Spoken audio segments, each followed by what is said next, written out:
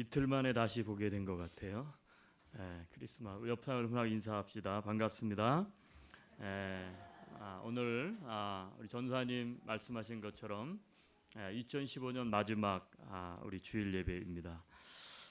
우리가 연말연시 한 해를 마감하고 시작하면서 어떻게 하면 이 어려운 시대를 이겨나갈 수 있을지를 고민하면서 함께라고 하는 주제로 우리가 말씀을 좀 나누고 있습니다. 우리 지난 3번에 걸쳐서 함께 품으라, 그리고 함께 울고 웃으라, 그리고 함께 짐을 지라 이어서 오늘 마지막 우리 주일 예배 마지막 이제 4번째 시간입니다.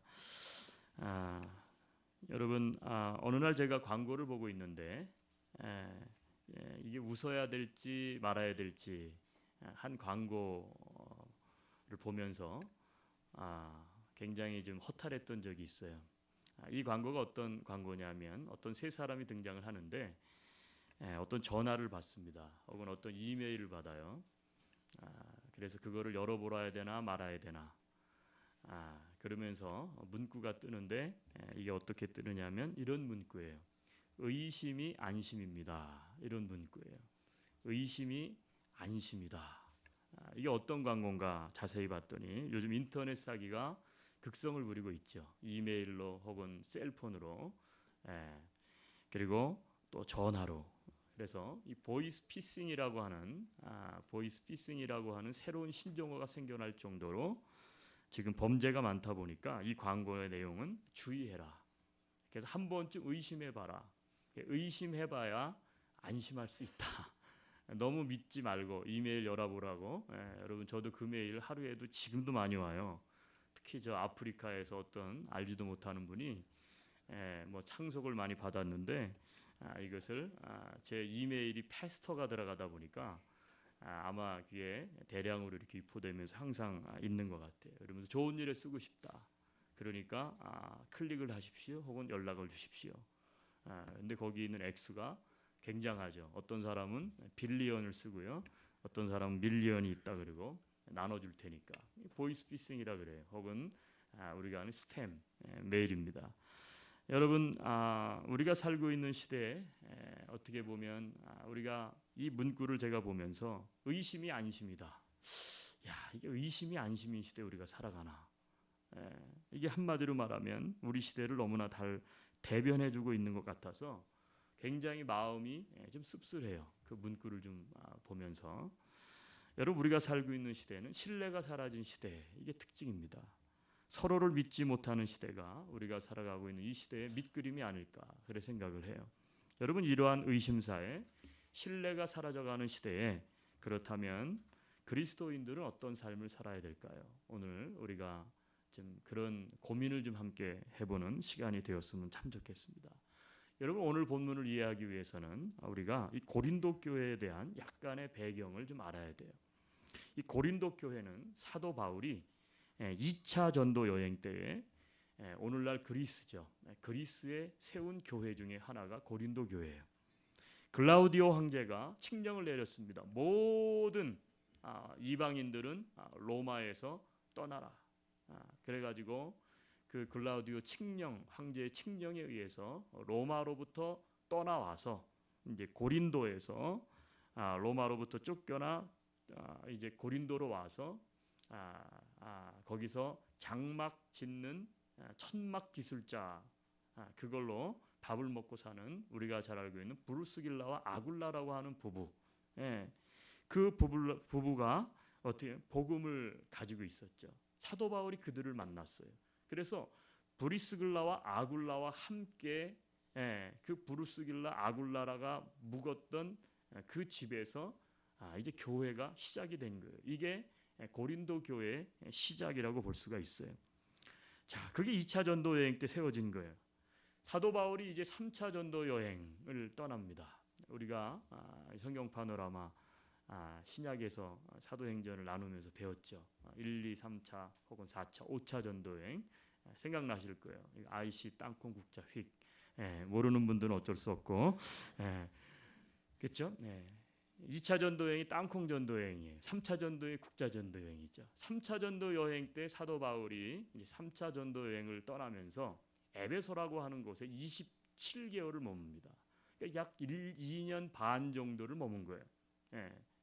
자, 근데 3차 전도 여행 때 에베소에서, 오늘날 터키죠, 이 고린도 교회에 대한 소식을 들어요. 이 소식은 좋은 소식이 아니에요. 2차 전도 여행 때 브루스길라와 아굴라를 통해서 복음이 들어간 이 고린도 교회, 그렇죠?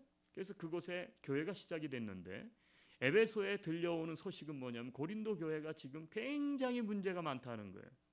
서로 싸우고 갈등이 있고 파당이 있고, 예?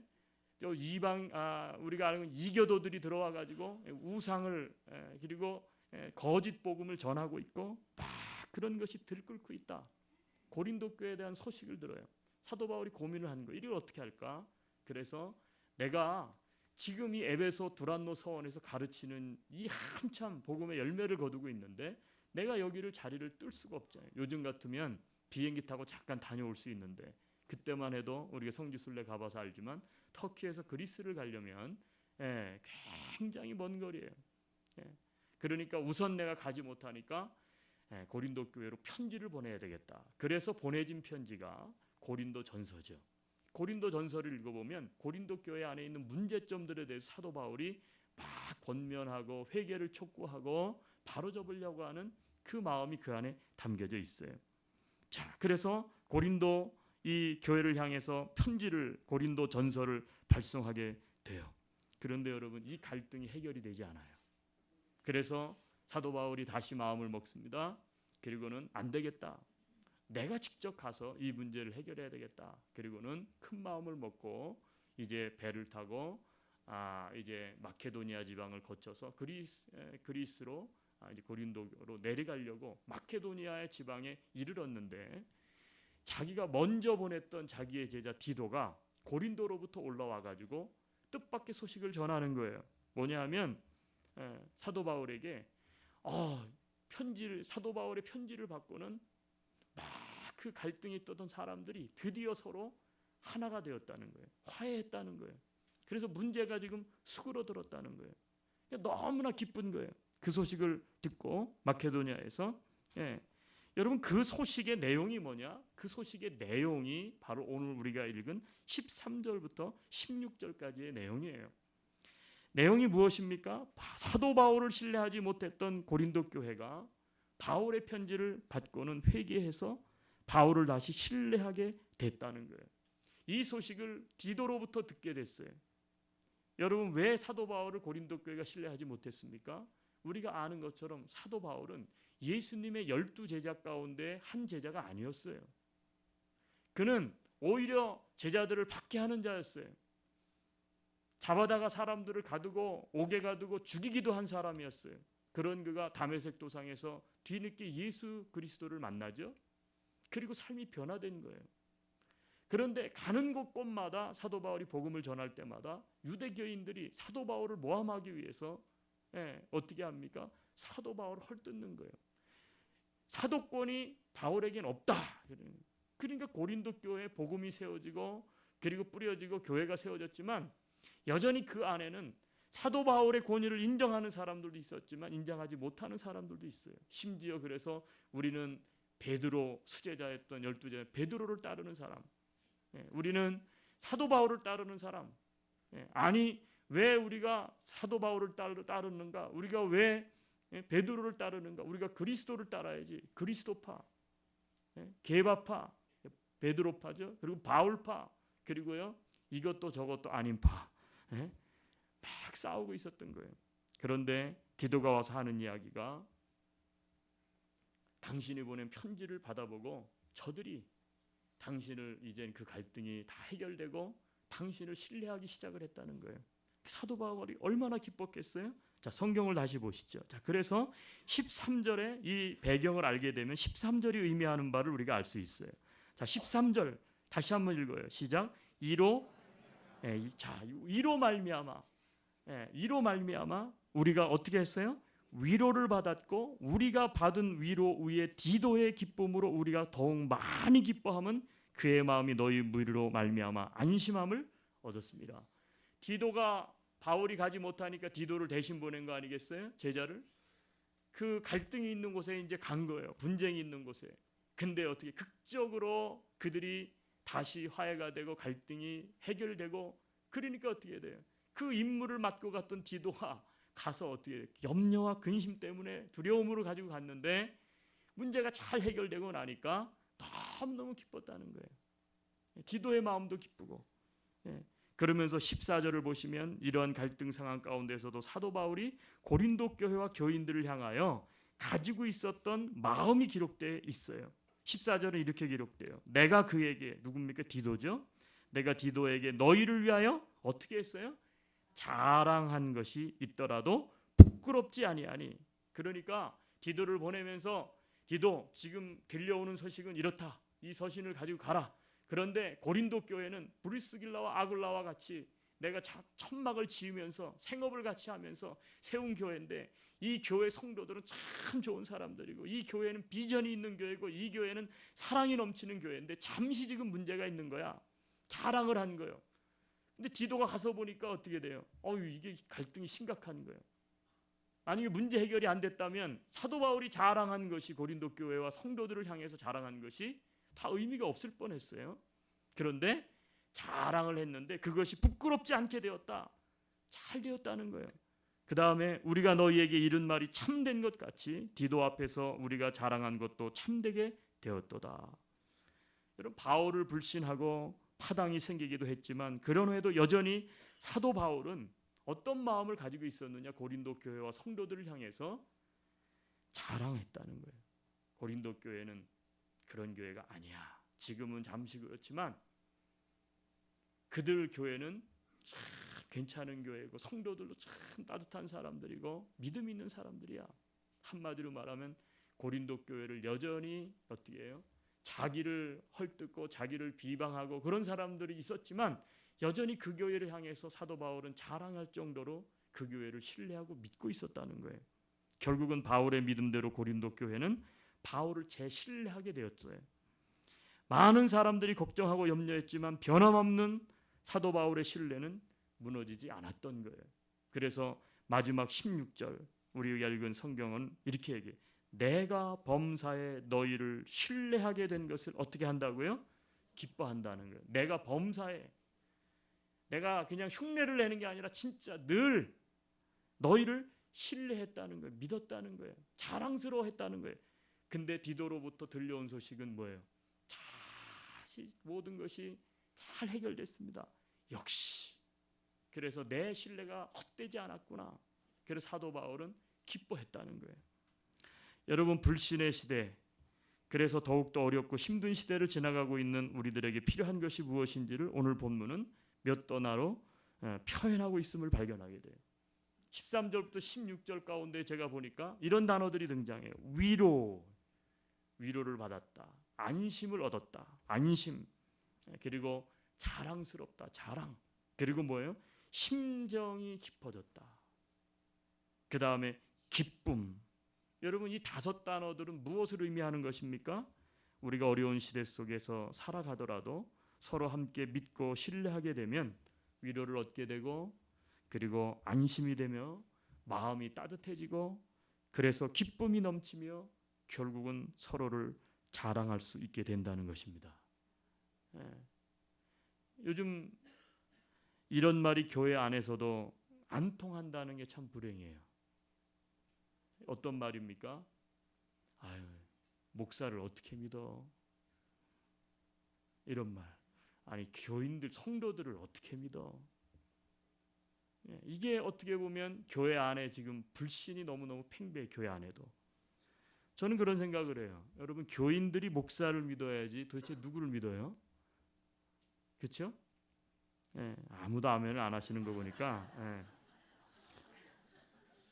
믿을 수가 없는 모양이에요. 오늘 설교하고 시험 들지 않게 해주세요. 반대로 해봅시다. 그러면 자, 목사도 교인들을 믿어야죠, 그죠? 아멘. 아이야. 다시 한번 거꾸로 가서 해보고 싶네. 목사도 교인들을 믿어야죠. 이 교인들이 도대체 뭘 하고 있나? 교인들을 믿지 못하니까 목회자가 강단에서 맨날 설교를 하는데 죄송합니다. 뭘 해요? 잔소리를 해. 저는 그런 생각을 해요. 여러분 설교를 해야지 목회자가 잔소리하면 안 돼요. 무슨 얘기인지 한번 새겨 잘 들으세요. 네. 잔소리는 설교가 아닙니다. 목회자가 하나님의 은혜를 선포해야지 자꾸 성도들의 삶에 대해서 잔소리를 하기 시작하면 그 심중에는 뭐가 있는 거예요? 불만이 있는 거예요. 뭔가 믿지를 못해 성도들을. 반대요. 목회자가 도대체 뭘 하는지. 성도들이 말이죠. 목사를 못 믿어 요즘 시대가. 교인들이. 그렇죠? 여러분 이런 시대가 이게 교회 안에서 이런 어쩌다가 이런 풍조가 교회 안에서도 생겨났는지 잘 알지 못하겠어요. 여러분 서로를 믿어주십시오. 아멘. 여러분 서로를 신뢰할 때 힘이 나고 용기가 나는 거예요. 그렇죠? 예. 여러분 가정 얘기 한번 해볼게요. 가정도 마찬가지예요. 가정. 예? 여러분 부모님들이요 자꾸 애들한테 잔소리하죠. 그럼 아이들이 예? 어떻게 생각하느냐? 아, 우리 부모님은 나를 못 믿는구나 이렇게 생각을 해요. 여러분 그래서 어떻게 애들이 삐딱해지는 거예요. 부모님들은 반대로 생각하죠. 내가 애들을 잘 되라고 하는 거다. 잘 되라고 하기 때문에 내가 잔소리를 한다 이렇게 생각하는데 아이들은 그렇게 받아들이질 못하고 그 메시지를 어떻게 받아들이냐면 안 돼. 부모님은 내가 지금 뭔가 잘못됐다고 생각하고 그리고 나를 믿을 수 없다고 생각하는구나. 그래서 자꾸 이야기하는구나. 그러니까 어떻게 되냐면 자꾸 삐딱해지는 거예요. 인정을 받지 못하고 있다고 생각하는 거예요. 우리 부모님 앞에 나는 인정을 못 받아. 그러니까 나를 못 믿어서 맨날 저렇게 이야기하지. 그러니까요. 애들이 집에 들어와도 위로가 안 되는 거예요. 집에 들어오면 위로가 되고 안심이 되고 편안해야 되는데 집에 들어오면 싫은 거예요. 집에 들어가기가. 그러니까 어떻게 돼요? 자꾸 기쁨도 없어지고 그리고 마음이 떠나요. 심정이 떠나버리는 거예요. 집에서. 마음이 떠나버리니까 어떻게 돼요? 집 밖에서 뺑뺑 돌고 심하면 가출도 하고 그렇게 되는 거예요. 여러분 집안에서도요. 아이들뿐만 아니라 우리 아내 되시는 분들은 남편을 좀 믿으세요. 아멘을 안 하시니까 안 믿기로 하셨어요. 남편들을 그럼 믿어주세요. 아멘? 아 진짜 안 하네. 여러분 집안에서 남편들을 믿지 못하고 자꾸 잔소리하면 이 남자들은요 밖에 나가서 길을 못 펴요. 아니면 반대요.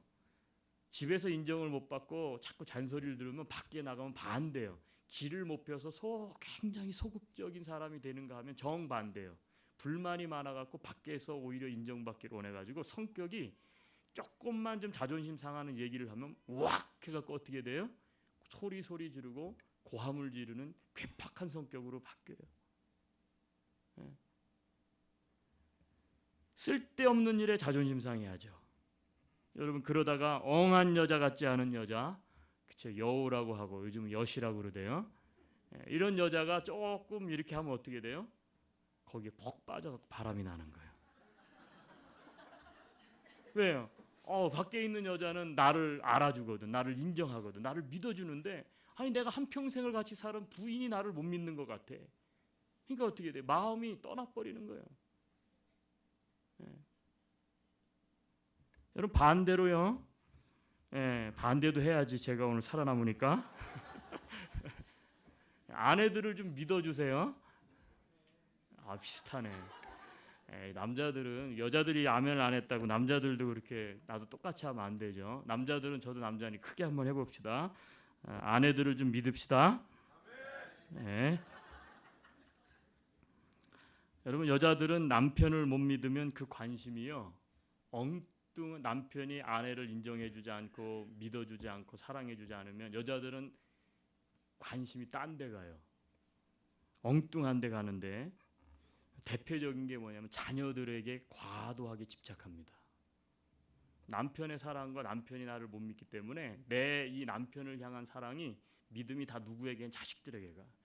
과도하게 가. 여러분 자식을 사랑하지 말라는 게 아니에요. 사랑을 하고 돌봐야 되는데 자식에게 과도하게 집착해. 왜?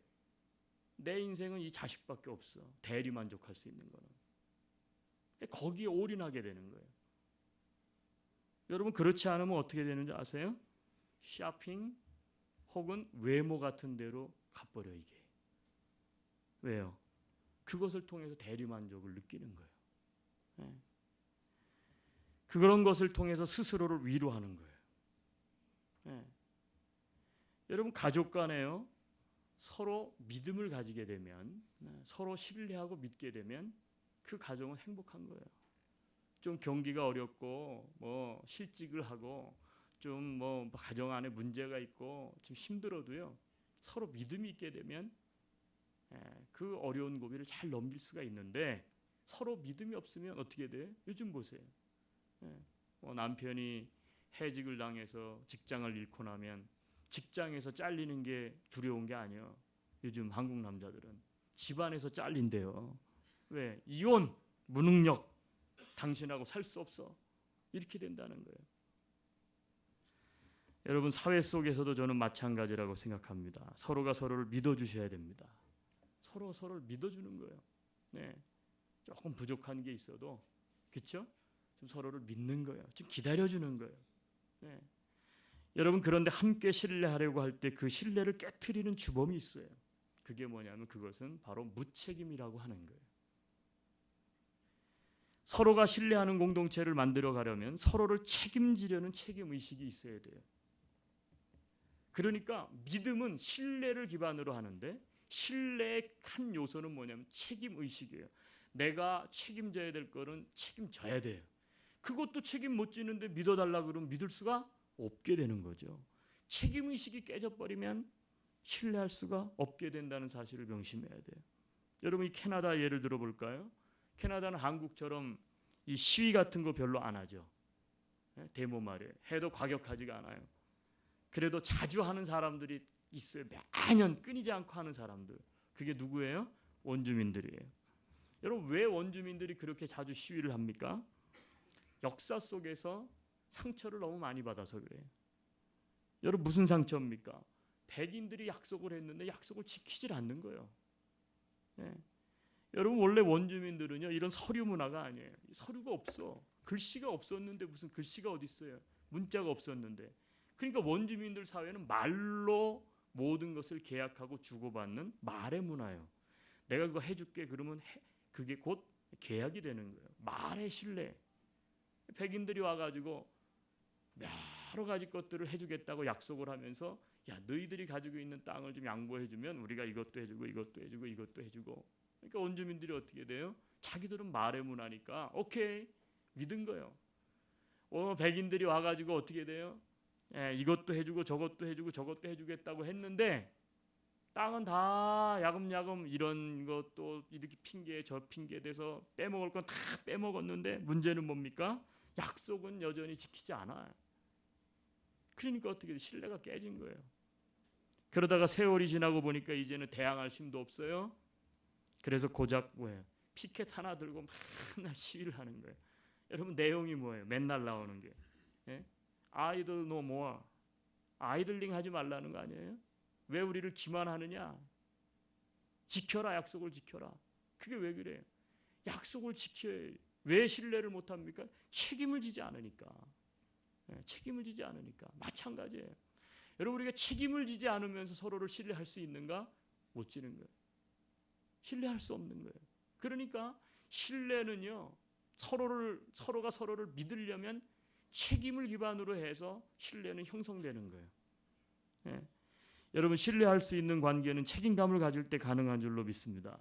더 나아가서 한 사람이 먼저 믿어줄 때 신뢰할 수 있는 관계는 만들어지기 시작하는 거예요. 여러분 오늘 성경에도 보세요. 바울이 먼저 고린도 교인들을 믿어 주었어요. 갈등이 있었고 사도 바울을 배척했어요. 그런데 누가 먼저? 사도 바울이 먼저 여전히 고린도 교회를 믿어줬어요. 심지어 더 나아가서 자랑했어요. 여러분 우리가 왜 서로 신뢰하지 못합니까? 우리는 다 그러잖아요. 네가 먼저 하면 내가 해. 이게 우리의 논리 아니겠어요? 상대방이 먼저 나를 믿어주면 나도 너를 믿어줘. 뭐 이런 거 아니겠어요? 그런데 오늘 성경은 내가 먼저 상대방을 믿어줄 때 상대방도 의심을 내려놓게 된다. 여러분 이것이 오늘 성경이 우리에게 말씀하고 있는 중요한 교훈이에요. 따라서 누군가는 먼저 시작해야 한다는 것입니다. 네가 먼저가 아니라 내가 먼저 믿어주기를 시작하십시오. 그러면 어떻게 돼요? 가정이 살아나요. 그러면 어떻게 돼요? 관계가 회복돼요. 여러분, 교회가 어떻게 돼요? 참 따뜻하고 교회가 화기애애하고 교회가 어떻게 돼요? 굉장히 기쁨이 넘치는 교회가 되는 거예요. 사회도 마찬가지예요. 네. 어느 날 성당 신부님 두 사람이 오토바이를 타고 이제 막 과속으로 달리다가 경찰 단속에 딱 걸렸대요.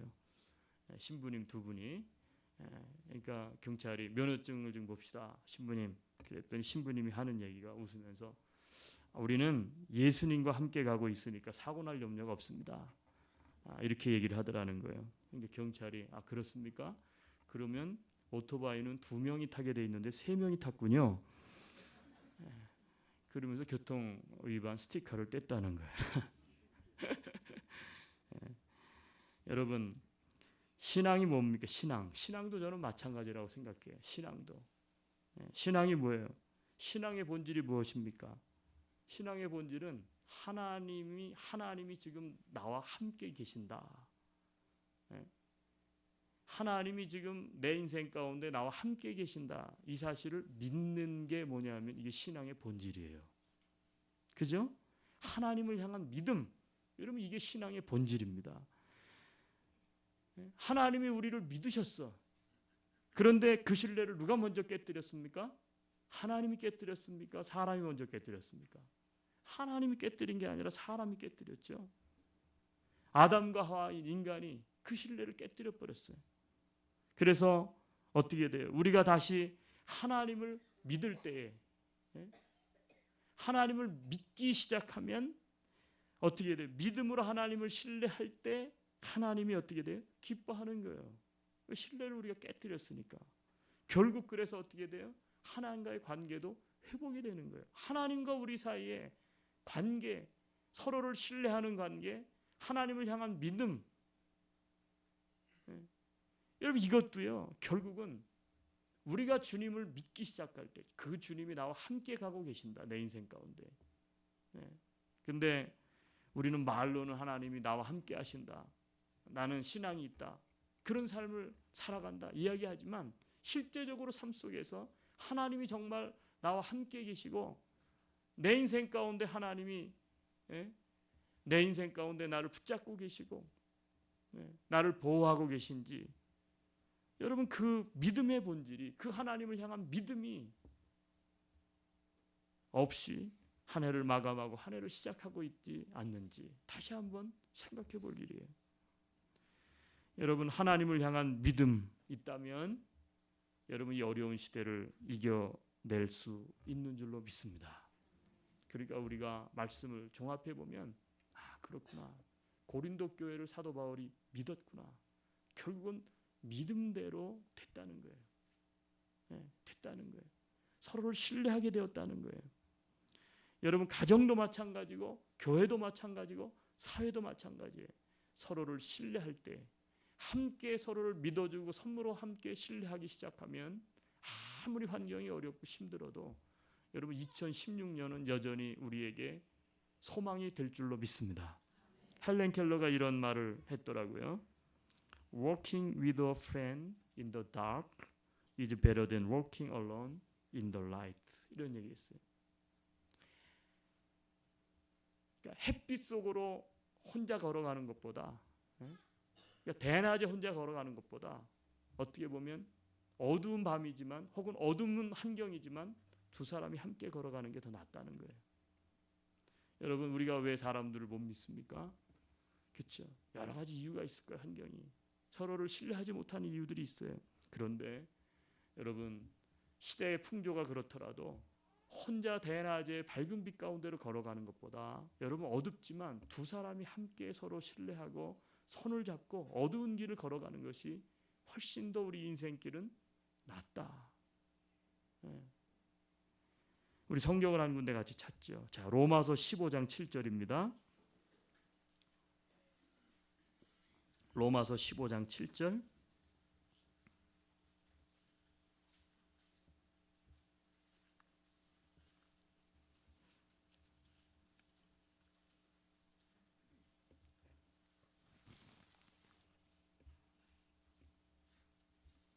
같이 한번 읽습니다. 그러므로 그리스도께서 우리를 받아 하나님께 영광을 돌리심과 같이 너희도 서로 받으라. 그리스도께서 우리를 받아 하나님께 영광을 돌리심과 같이 너희도 서로 어떻게 하라고요? 받으라. 서로 받으세요. 아멘. 가정 안에서, 교회 안에서, 사회 속에서. 우리 성경 한 군데 마지막 오늘 본문 읽고 마치겠습니다. 고린도후서 7장 16절 마지막 절이에요. 어떻게 보면 모든 것을 종합하는 말씀인 것 같아요.